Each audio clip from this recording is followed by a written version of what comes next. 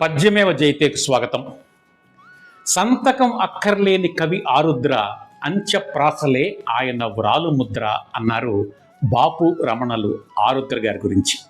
కవిత కోసమే నేను పుట్టాను, క్రాంతి కోసం కలం పట్టాను, ఎండమావులు చెరిపి పండు వెన్నెల నిలిపి గుండె వాకిలి తలుపు తట్టాను అని ప్రకటించుకున్నటువంటి భాగవతుల సదాశివ శంకర శాస్త్రి గారి కలం పేరు ఆరుద్ర.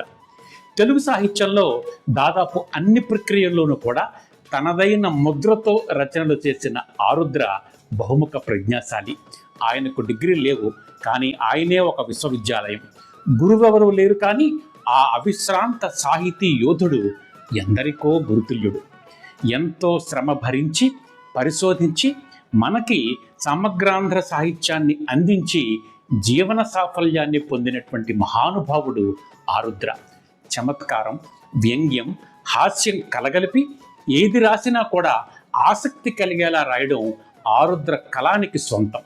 ప్రాస కోసం కాకుండా ప్రాసలో కవిత్వం రాయడమే ఆ ఆరో రుద్రుడి కవితా తత్వం. అంత్యప్రాసల ముద్ర ఆరుద్ర రాసినటువంటి అందమైన ప్రాస కవితలు కొన్ని ఎంచి మీకు అందించే ప్రయత్నమే ఈ వీడియో.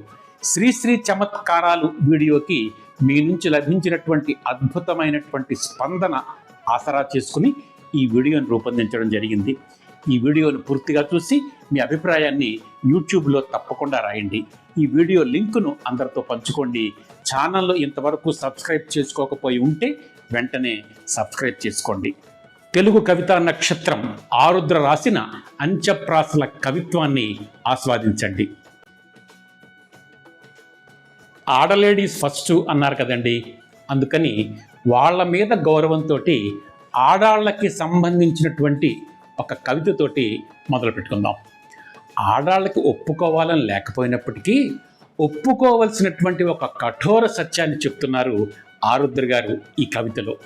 మగాడు ఈ ప్రపంచంలో ఏదైనా చేయగలడేమో, కానీ ఈ ఒక్క పని మాత్రం చెయ్యలేడు అంటున్నారు. ఆ ఒక్కటి ఏమిటో మీరే చూడండి.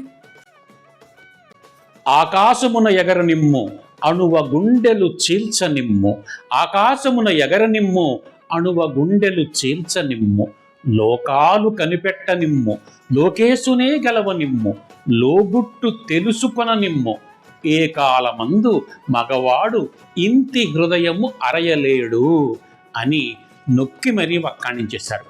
మగాడు ఏదైనా చేయగలడు, కానీ ఆడవాళ్ళ మనస్సు మాత్రం అర్థం చేసుకోలేడు అని తేల్చి చెప్పేశారు.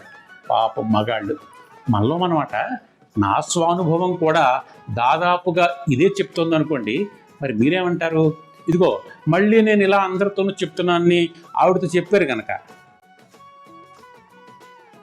ఆడువారి మాటలకు అర్థాలే లేవులే అన్నారు సినీ కవి. ఏమన్నారు? అర్థాలే లేవులే అని వినిపించిందా? కాదండి బాబు, అర్థాలే వేరులే. మీరు మరీను ఉన్నదన్నట్టుగా మాట్లాడేస్తారు. అది సరే, ఆ విషయం కాసేపు పక్కన పెడితే ఈ ఆడవాళ్ళ యొక్క వలపు గురించి ఆరుద్ర గారు ఏమంటున్నారో చూడండి కవితలో. వనిత తానే వలచనేని వల్ల కాదన్నచో హాని, వనిత తానే వలచనేని వల్ల కాదన్నచో హాని, వెనుకాడినంత నేనుయ్యి మునుముందుకెళితే గొయ్యి, వనిత మోమె ముడిచనేని అనుసరిస్తే పెద్ద గ్లాని, వనిత మోమె ముడిచనేని అనుసరిస్తే పెద్ద గ్లాని, మనసు పడితే గాలి పడగా మనసు విరిగిన నీటి బుడగ. పాపం మగాడు. అనిపిస్తుందా మీకు కూడా?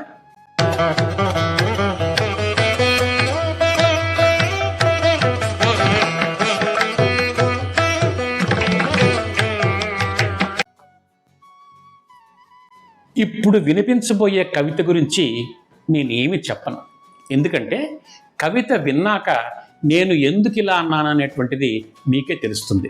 శ్రద్ధగా వినండి. చక్షులు కరములు కర్ణములు జమిలిగా ఇచ్చిన దేవతలు. చక్షులు అంటే కళ్ళు, కరములు అంటే చేతులు, కర్ణములు అంటే చెవులు, జమిలిగా అంటే జతగా. చక్షులు కరములు కర్ణములు జమిలిగా ఇచ్చిన దేవతలు ఒక నాలుక మాత్రమే ఇచ్చారు, ప్రకటించుట ఎట్లు నా వెతలు. వెతలు అంటే కష్టాలు. ఒక నాలుక మాత్రమే ఇచ్చారు, ప్రకటించుట ఎట్లు నా వెతలు. అధరామృత పానము లేనప్పుడు మధుపానము కూడా మానెదరు. అధరాలకు భువిలో సాటేది, మధువందున పెదవుల కైపేది అని అడుగుతున్నారు ఆరుద్ర గారు. మీరేమనుకుంటున్నారో కామెంట్లో రాయండి. ఎన్ని తరాలు మారినా ప్రేమ ఎంత సజీవమో ఆరుద్ర గారు రాసిన ఈ ప్రేమ కవిత కూడా అంత సజీవమే. బెదురుచూపులు, ఓరచూపులు, కోరచూపుల యొక్క అర్థాన్ని వివరిస్తూ ప్రేయసి కంటి భాషని ఎంత అందంగా చెబుతున్నారో చూడండి ఈ కవితలో. కనులు మాటలాడు భాష వేరే ఉన్నదిలే, మనసు తెలియచేయుటకది భలే సులువులే. బెదురు చూపులోన కలదు చెదరని బ్యూటీ, మొదటి ప్రేమలో వచ్చుట దానికి డ్యూటీ. ఓరచూపులో ఉన్నది ఎంతో మీనింగు, కోరచూపులో ఉండును ఆఖరి వార్నింగు. కంటిలోన చదువవచ్చు కన్నియ మొహబ్బత్తు, సైలెంటుగా మ్రోగును చెల్లి చూపుల నవ్వుబత్తు. ఇది యూత్కి బాగా కనెక్ట్ అయ్యే కవిత్వం కదా.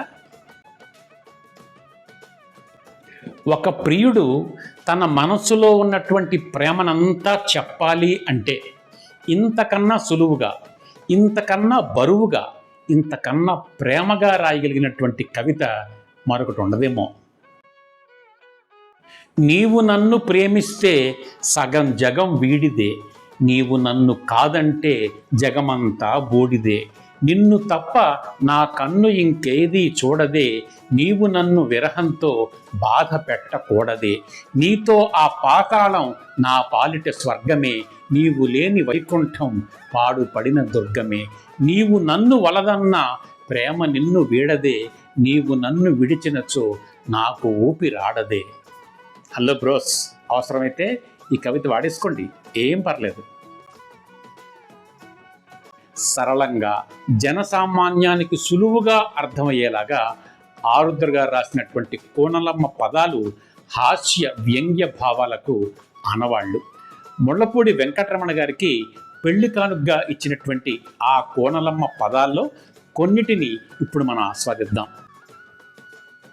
రుణానందలహరి రాసినటువంటి ముళ్ళపూడి వారి గురించి హాస్యమందున అరుణ అందె వేసిన కరుణ బుడుగు వెంకట రమణ ఓ కోనలమ్మ అన్నారు. బొమ్మర్షి బాపు గారి గురించి కొంటె బొమ్మల బాపు కొన్ని తరముల సేపు గుండె ఊయల లోపు ఓ కోనలమ్మ అని ప్రశంసించారు. కొత్త దంపతుల మురిపం ఎలా ఉంటుందో ముచ్చటగా చెప్పారు ఈ పదంలో. కొత్త పెండ్లము వండు గొడ్డు కారము మెండు తీపియను హస్బెండు ఓ కోనలమ్మ. ఆడాళ్ల మీద భయంతో కూడినటువంటి భక్తిని ప్రకటిస్తూ అతడు ఆమెల ఫైటు అతివ ఛాన్సులు బ్రైటు ఆడదెప్పుడూ రైటు ఓ కోనలమ్మ అని నిర్భయంగా ప్రకటించారు. ప్రేమ గుడ్డిది అని గుర్తు చేస్తూ తాను మెచ్చిన కొమ్మ, కొమ్మ అంటే కోమలి స్త్రీ, తాను మెచ్చిన కొమ్మ తళుకు బంగారు బొమ్మ వలపు గుడ్డి కదమ్మ ఓ కోనలమ్మ అంటున్నారు. మందుబాబుల మెదడు మీద ఒక చమత్కారం. తాగుచుండే బుడ్డి తరుగుచుండే కొద్దీ మెదడు మేయును గడ్డి ఓ కోనలమ్మ. తమిళ భాష నేర్చుకునేటువంటి టెక్నిక్ చెప్తున్నారు చూడండి. తమలపాకులు నములు దవడతో మాట్లాడు తానే వచ్చు తమిళు ఓ కోనలమ్మ. భార్యలు కొనేటువంటి చీరల మీద చమత్కారం. ఆలి కొన్నది కోక అంతరిక్షపు నౌక అంతకన్నను చౌక ఓ కోనలమ్మ అంటున్నారు. ఆంధ్రుల ఆరంభ స్వరత్వాన్ని ఎత్తిపడుస్తూ అంతు చూసే వరకు అకట ఆంధ్రుల చురుకు నిలువ ఉండని సరుకు ఓ కోనలమ్మ అని దెప్పిపడుస్తున్నారు. మాటలు పన్నడంలో గడసరి పాటలు పేనడంలో పొడగరి అని ప్రశంసలు అందుకున్నటువంటి ఆరుద్ర గారి అంత్యప్రాసలు ఆస్వాదించారు కదా. వీటిలో మీకు ఏది బాగా నచ్చిందో యూట్యూబ్లో కామెంట్గా రాయండి. ఈ వీడియో లింకును దయచేసి అందరితో పంచుకోండి. ఛానల్ను సబ్స్క్రైబ్ చేసి మరిన్ని మంచి వీడియోల కోసం ప్రోత్సహించండి. మరొక ఆసక్తికరమైన అంశంతో మళ్ళీ కలుద్దాం. అంతవరకు తెలుగులోనే మాట్లాడదాం. ధన్యవాదాలు.